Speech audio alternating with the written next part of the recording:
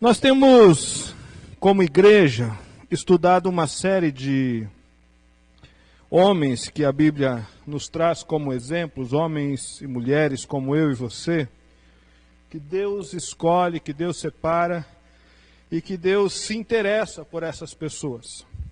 E nós temos chamado essa série de pregações de Os Improváveis, ou aqueles a quem, aos nossos olhos, aos olhos humanos, seriam pessoas improváveis de serem usadas no reino de Deus, mas que Deus, por seu grande poder, pela sua soberania, decide usar para uma grande obra no seu reino. E o personagem que nós vamos falar nesta noite, o homem que nós vamos falar que Deus escolhe em um tempo de início do relacionamento de Deus com a nação de Israel, ele está lá no livro de Juízes, no capítulo 6, eu estou falando de Gideão. Para nós entendermos e contextualizarmos, enquanto você localiza aí na sua Bíblia, o livro de Juízes é um dos primeiros livros da Bíblia, logo depois dos primeiros 5 capítulos ali, você vai encontrar os 5 livros, né, que nós chamamos de Pentateuco, você vai encontrar o livro de Juízes.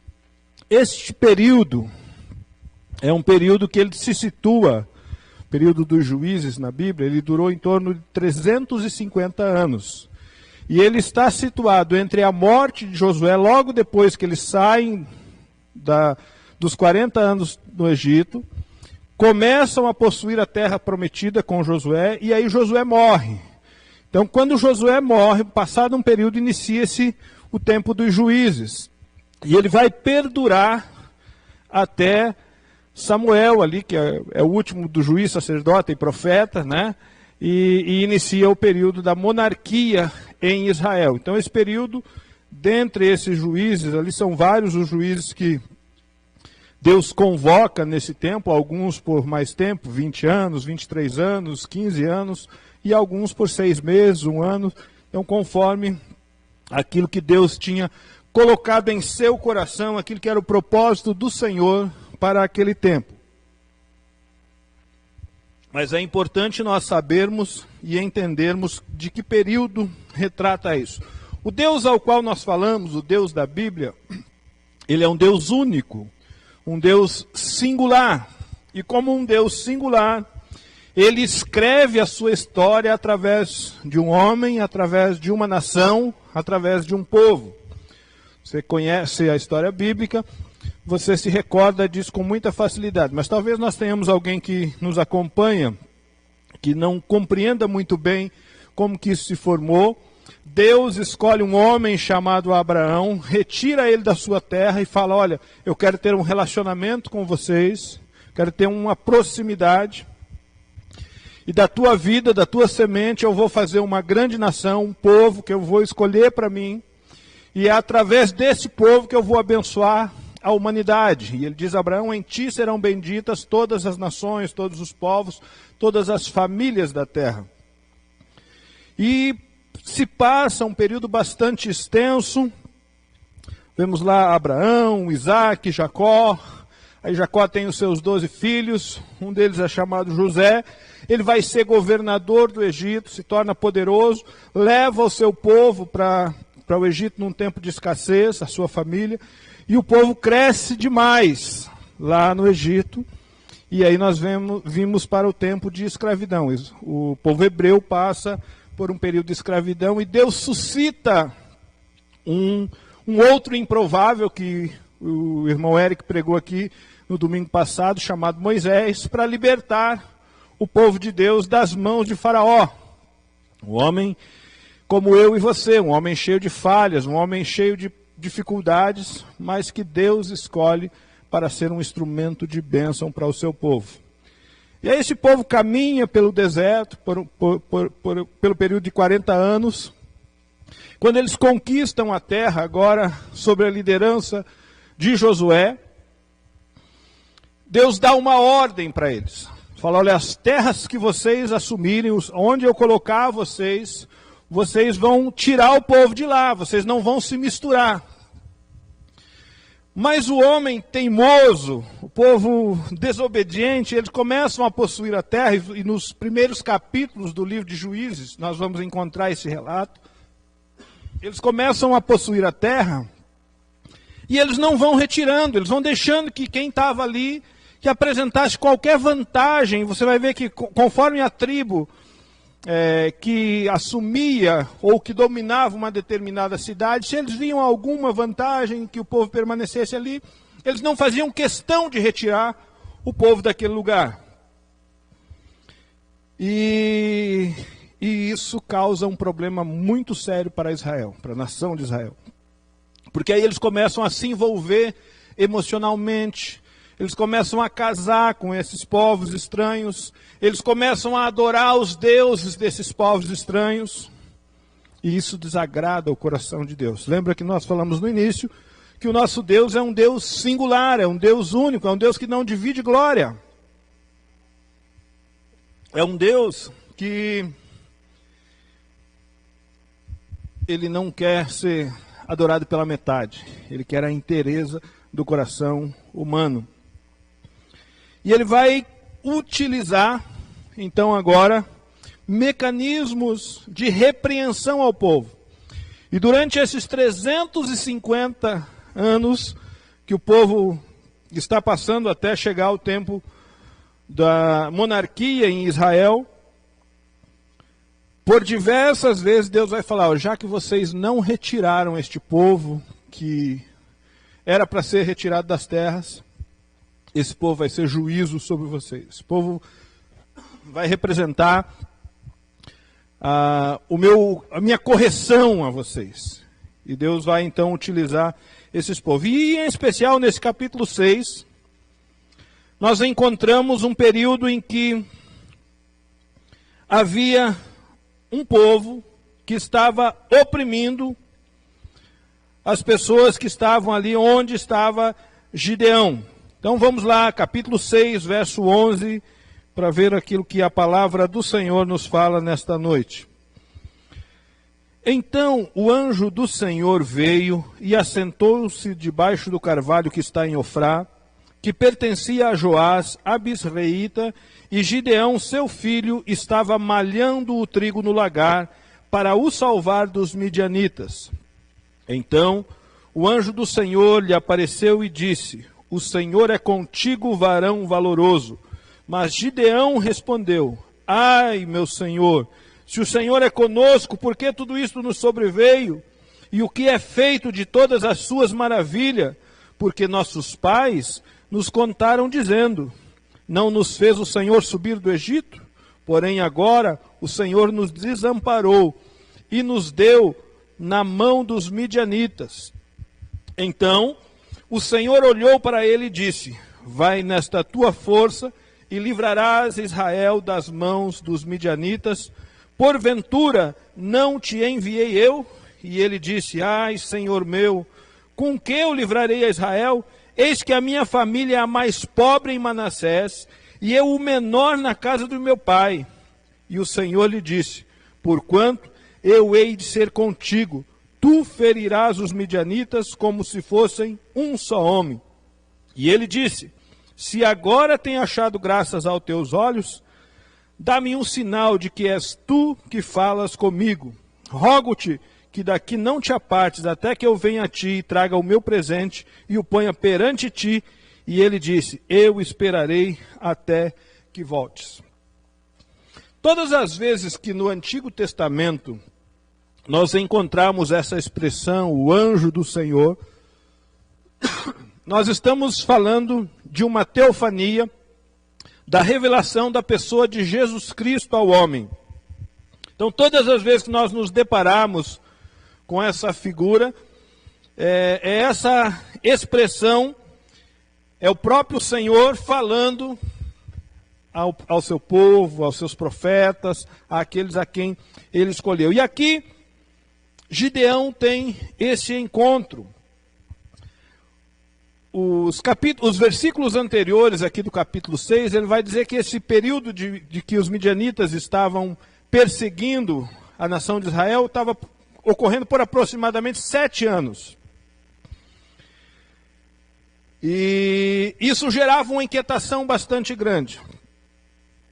E vejam que quando o anjo do Senhor fala com Gideão, ele se faz de desentendido. Ele se faz de desapercebido. Porque ele vai dizer assim, mas olha, nós já ouvimos falar de um Deus que cuidou dos nossos pais, de um Deus que não nos abandonaria, mas nós estamos nos sentindo abandonados. Quando na realidade todo esse juízo que vinha sobre Israel era por conta dos seus erros, dos seus afastamentos de Deus. O próprio Israel se afastava de Deus, não servia ao Senhor, então vinham tribulações, vinham juízos de Deus sobre eles, porque Deus havia feito uma promessa, sim, de cuidar, de abençoar, de estar com Israel, mas era necessário que houvesse um processo de obediência, um processo de fidelidade ao Senhor, um processo de intimidade com o Senhor, de busca do Senhor, de viver segundo a vontade do Senhor.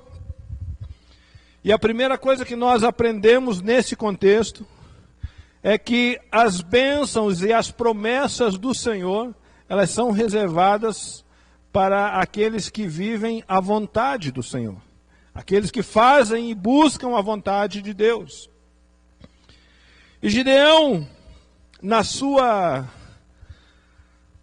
humildade até ali, ele vai expressar a sua incapacidade. E aqui está, aos olhos humanos, o que nós poderíamos chamar então de improbabilidade. Ou seja, Gideão não era alguém que pudesse ser identificado alguém com a característica de que seria um grande líder da nação de Israel ou do povo de Israel na libertação para contra os midianitas. Ele mesmo se reconhece nessa condição quando ele olha para si, quando ele olha para a sua vida, e ele fala, olha, a minha família é a mais pobre em Manassés. E você vai lembrar que Manassés e Efraim são irmãos, e quando o seu pai vai dar a bênção, quando ele vai distribuir a bênção era para vir sobre Manassés, então Manassés é colocado do lado direito e Efraim do lado esquerdo, para que a bênção maior ficasse sobre Manassés. E há uma inversão, Jacó inverte ali e abençoa a Efraim, e põe a mão esquerda sobre Manassés. Então havia esse como se fosse um pré-conceito a respeito da tribo de Manassés, que eles eram alguém inferiorizados, que eles eram alguém não tão poderosos. E Gideão vinha dessa tribo, participava desse povo, e ele sabia dessas histórias. Então quando o anjo do Senhor vai falar com ele, era quase como se ele falasse assim, olha, procura alguém melhor do que eu. Procura alguém mais capacitado que eu. Deixa eu ficar aqui malhando trigo. Aliás, alguns vão chamar Gideão de o medroso corajoso. Porque Gideão, ele estava malhando o trigo no lagar. Lagar é lugar de espremer uva. É lugar de fazer suco, de fazer o vinho. Não é lugar de malhar trigo. O lugar de se malhar o trigo era na eira, num campo aberto. Aonde quando eles fizessem o processo de malha do trigo, aquelas palhas pudessem sair e ficar somente as sementes. E malhar trigo no lagar era algo complicado, porque não tinha a ação do vento para fazer a limpeza, então o trabalho se tornava mais exaustivo. Porém, a razão que levou Gideão a adotar o lagar como lugar para malhar o trigo é porque ele queria se esconder da fúria dos midianitas. A Bíblia nos capítulos 1, do versículo 1 ao verso 10, desse capítulo 6, vai relatar que os midianitas atacavam as cidades, atacavam os campos, atacavam as lavouras e comiam como gafanhotos, destruíam os campos como gafanhotos. Então Gideão, como estratégia, ele faz a colheita do trigo e leva para o lagar. E ali ele está passando por aquele processo difícil, trabalhoso, e é por isso que o Senhor fala com ele: vai nessa tua força, porque o Senhor vê aquilo que nós não vemos. Gideão estava se encarando, se olhando e dizendo: eu sou o menor, eu sou o mais fraco, a minha tribo é a menor, nós somos da família mais pobre, além de nós sermos da tribo mais inferior, a minha família é a mais pobre da minha tribo. Eu não sou homem para isso, eu sou um homem aqui do campo. Mas Deus, Ele vê aquilo que nós não vemos. Deus, quando Ele olha para a minha vida, quando Ele olha para a sua vida, Ele vê outras possibilidades além daquilo que está aos nossos olhos, aquilo que está na nossa capacidade limitada humana. Deus, Ele olha para mim e para a sua vida e Ele diz: eu posso fazer de você uma chama reluzente. Eu posso fazer de você quem eu quiser ser, porque eu sou Deus. Deus pode pegar a minha vida, a sua vida, Deus pode pegar o seu relacionamento, Deus pode pegar a sua empresa, Deus pode pegar a sua família e fazer o que Ele quiser fazer para te abençoar, para manifestar a glória e o poder dEle. E é isso que Ele estava falando para Gideão, e é isso que Ele fala para mim e para você nesta noite. Quando Deus olha para nós, Ele fala: eu posso fazer o que eu quiser fazer. Quando Ele chama Gideão para a sua missão, e Gideão se apresenta até parece-me que com uma palavra temerosa, de medo, ele vai dizer: ai, Senhor meu, ai, meu Deus, o Senhor é conosco. Como que Deus pode estar conosco e sobreveio tudo isso para nós? Nós estamos perdendo, os midianistas estão nos perseguindo. Olha onde que eu estou tendo que malhar o trigo. Como eu posso confiar que Deus é comigo? Aonde estão as tuas maravilhas? Quando nós geralmente passamos por momentos de crises, quando nós passamos por momentos de dificuldades, muitas vezes nós temos dificuldade para verificar, ficou até uma redundância, né? Para verificar o agir de Deus. Quando nós estamos passando momentos extremos na nossa vida, nós temos dificuldade de ver os milagres de Deus. Um dos hinos que eu mais gosto da hinologia cristã, do cantor cristão, é o hino 329. Conta as bênçãos, contas quantas são. Conta as bênçãos que você tem recebido das divinas mãos. Conta uma a uma. Olha para aquilo que Deus fez. E você vai ficar surpreso com aquilo que o Senhor já te fez. Nós muitas vezes só olhamos para aquilo que está diante de nós no momento de conflito que nós estamos vivendo. Mas nós não conseguimos ver o Deus que tem o domínio de toda a história, de todas as circunstâncias. E Gideão só conseguia olhar para o seu problema. Gideão só conseguia olhar para os midianitas ali. Ele só conseguia olhar para a sua subsistência.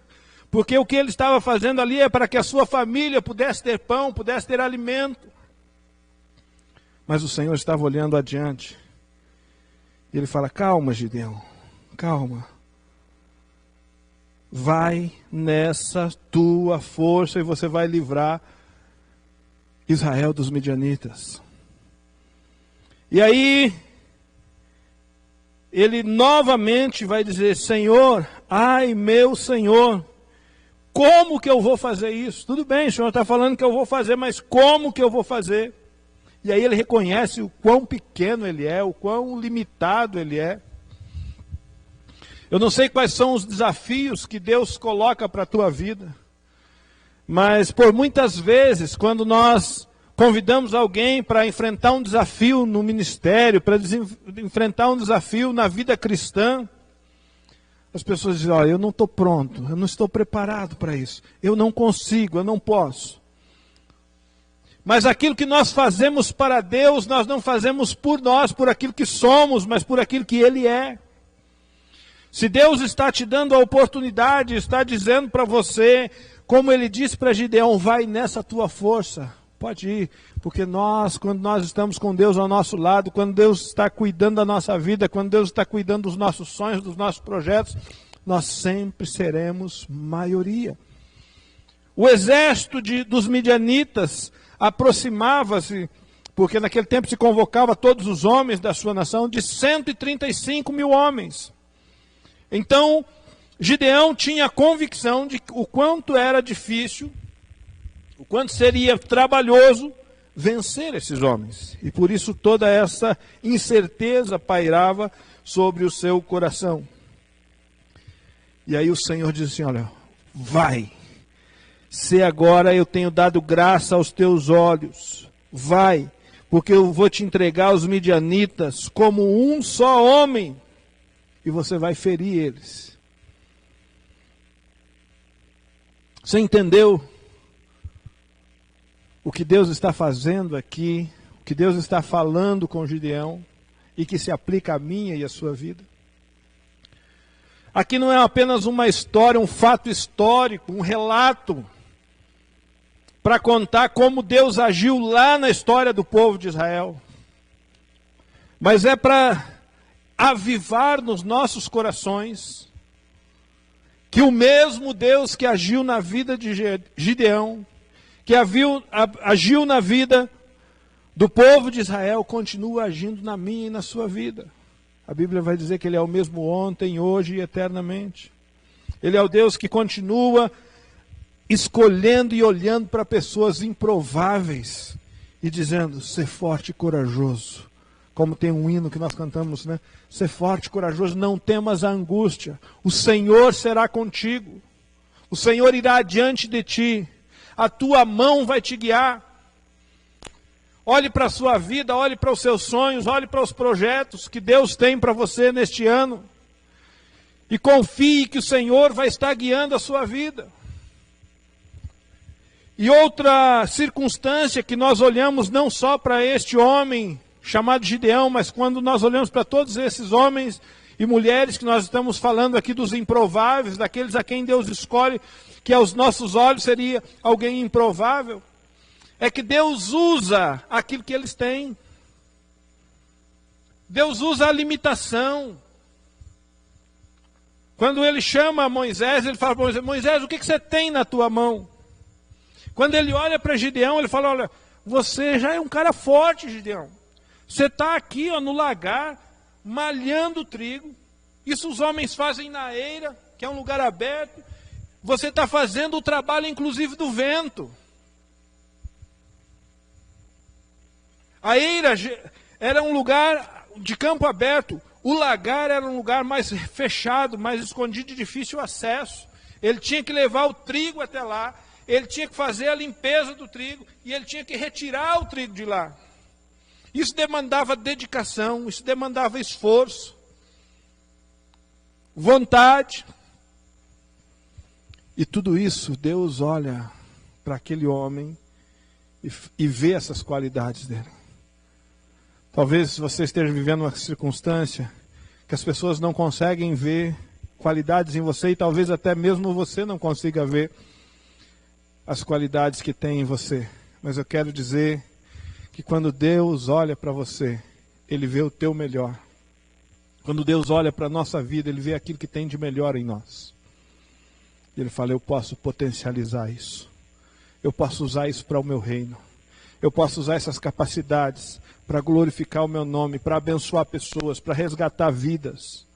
Eu posso fazer, porque Ele é Deus, Ele é o Senhor do universo, é o Deus Todo-Poderoso.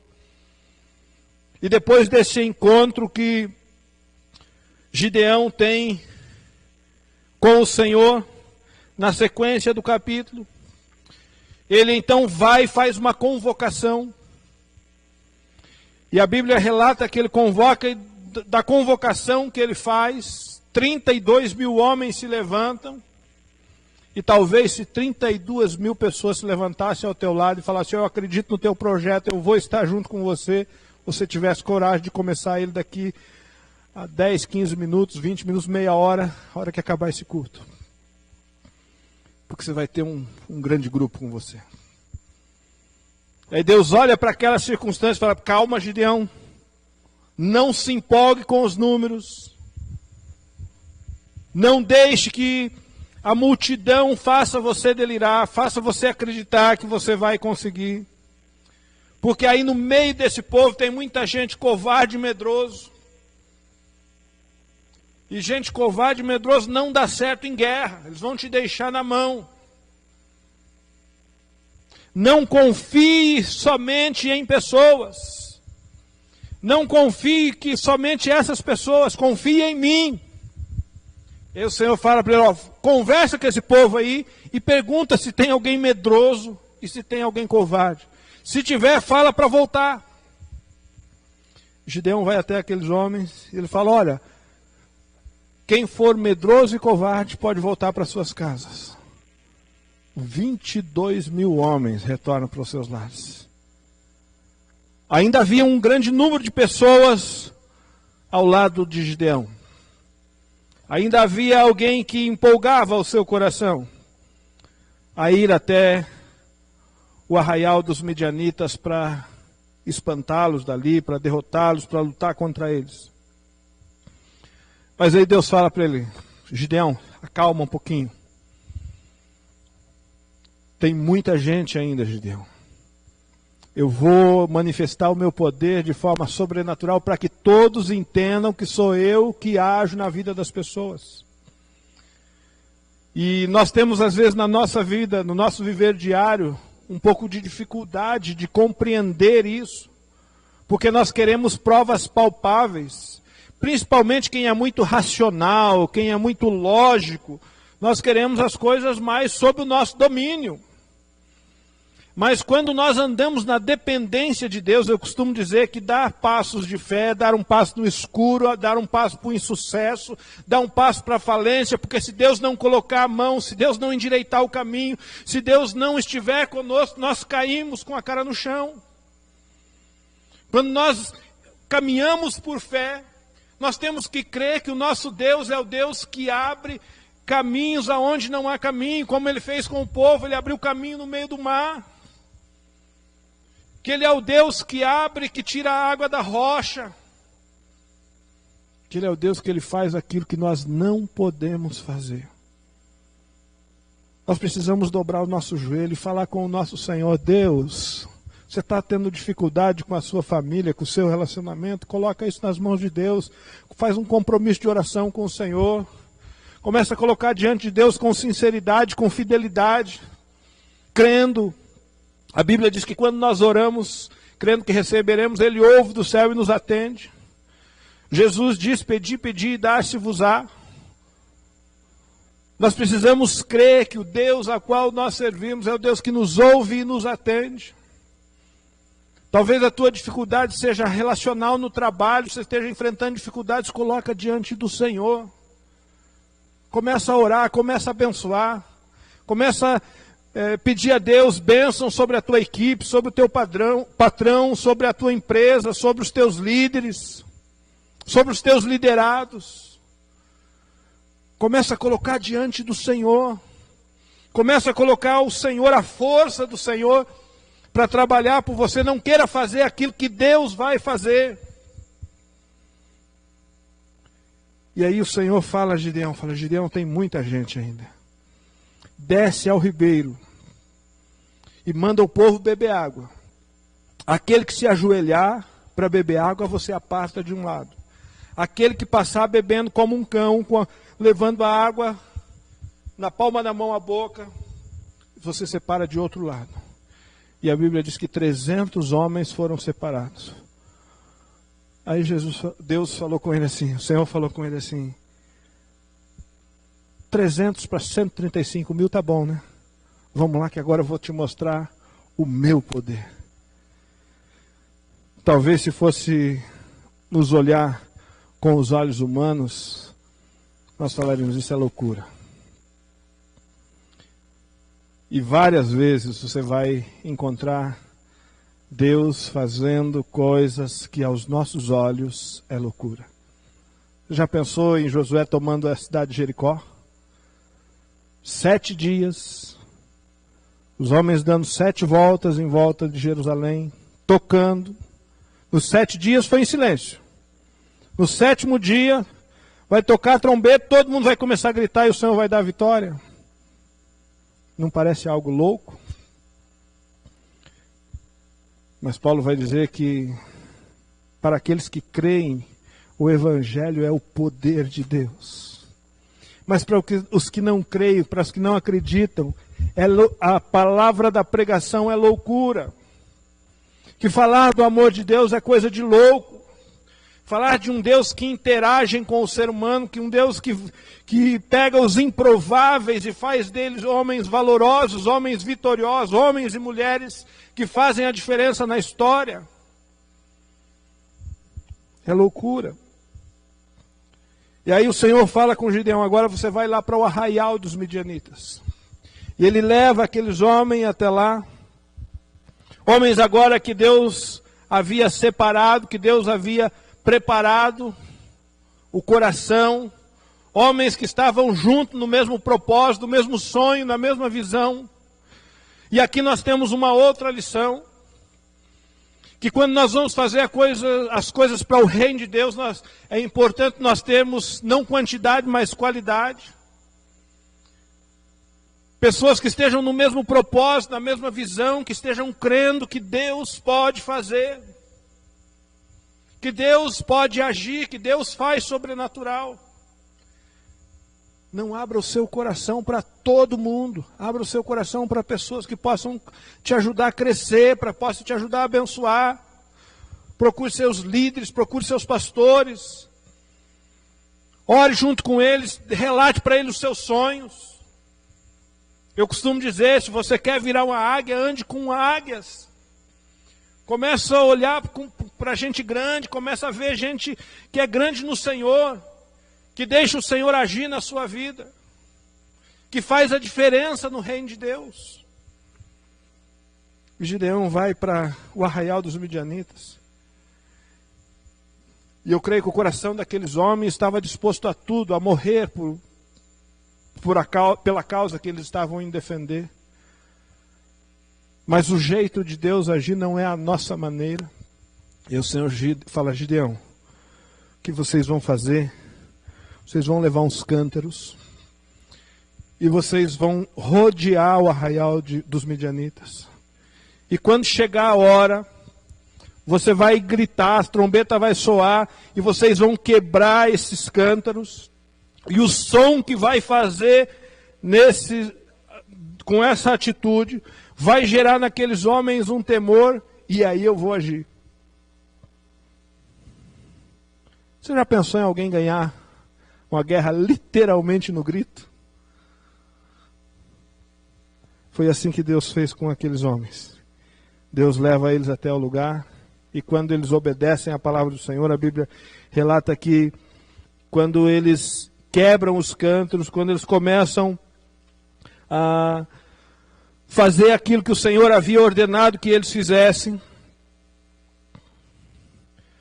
os homens começam a se levantar assustados, amedrontados, e começam a correr de um lado para o outro, e eles começam a se matar entre si, os próprios midianitas.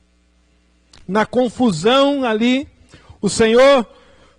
o povo sem colocar a mão nos midianitas, o Senhor deu a vitória para eles.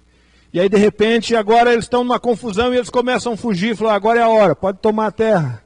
E o povo desce e conquista a vitória.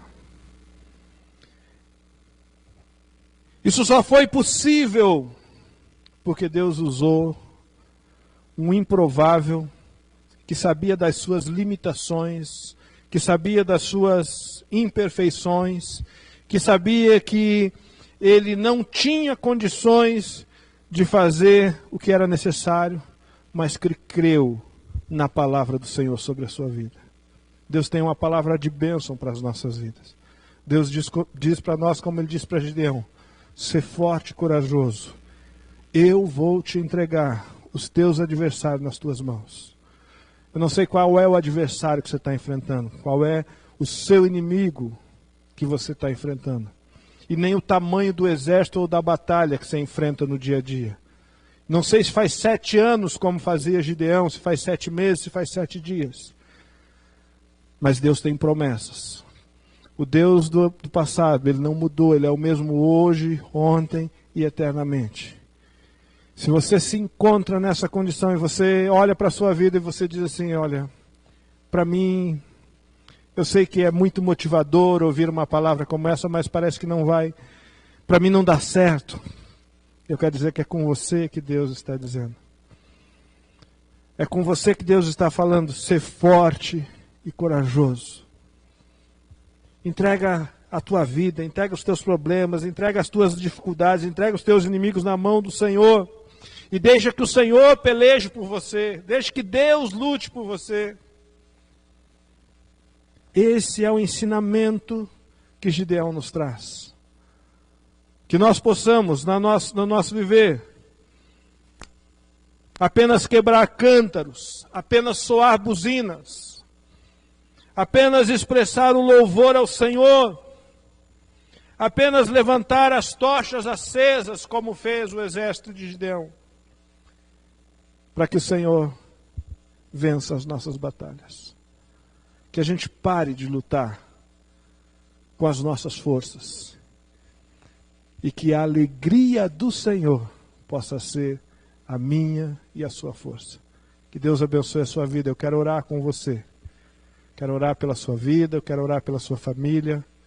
Eu quero orar pelos seus problemas, eu quero orar pelas suas lutas, pelas suas batalhas e pelos seus inimigos. Eu não sei quais são os conflitos que você está vivendo, mas eu tenho certeza que o Deus ao qual nós servimos está aí com você, dizendo, ser forte, ser corajoso, eu estou contigo. Feche seus olhos e ore comigo. Deus eterno, Deus bondoso, eu te louvo, Senhor, pela vida e pelo exemplo de Gideão, por aquilo que o Senhor fez na vida desse homem improvável, desse homem que, apesar de olhar para si e ver tantas impossibilidades, quando o Senhor olhou para a vida dele, o Senhor disse ser forte e corajoso. Assim também, Pai, eu sei que o Senhor está olhando para a vida de muitas pessoas agora. O Senhor está olhando para pessoas que estão dizendo, eu já envelheci, eu já não tenho mais gás, eu já não tenho mais ânimos, eu já não tenho mais força. O Senhor está olhando para jovens que estão dizendo, eu não tenho conhecimento, eu não sei como fazer, eu não sei por onde começar. O Senhor está olhando para pessoas da meia-idade, que está dizendo, eu sempre fiz assim e eu não sei como fazer diferente. Pai, de todas essas realidades nós estamos colocando nas mãos do Senhor. Nós dizemos, Senhor, nós confiamos que o Senhor pode usar aquilo que nós somos, que o Senhor pode usar as nossas limitações para manifestar o seu poder. Que assim como a tua palavra nos fala que o poder do Senhor se aperfeiçoa na nossa fraqueza, Deus. Que o teu poder possa se aperfeiçoar na fraqueza de cada pessoa que está acompanhando esta mensagem nesta noite. Que o teu Espírito Santo possa gerar um sentimento no coração de que o Senhor, Deus, faz diferença na vida das pessoas. Deus, assim como nós temos experimentado na vida pessoal, como eu tenho experimentado na minha vida, como essa igreja tem experimentado o agir de Deus de forma sobrenatural, como o Senhor tem nos dado a certeza que o Senhor está cuidando dos detalhes, ó Pai, que cada pessoa que está ouvindo esta mensagem nesta noite, que entendeu, ó Deus, que o Senhor usa as nossas limitações para glorificar o Teu nome, que elas possam experimentar, Deus, esse Deus que faz diferença na vida das pessoas. Visita famílias, visita relacionamentos, visita situações no trabalho, visita situações e circunstâncias relacionais, ó Deus. Que os cântaros possam ser quebrados, que as trombetas possam ser soadas, ó Pai, que as tochas possam ser levantadas e que a vitória do Senhor possa vir sobre vidas, sobre famílias e sobre pessoas.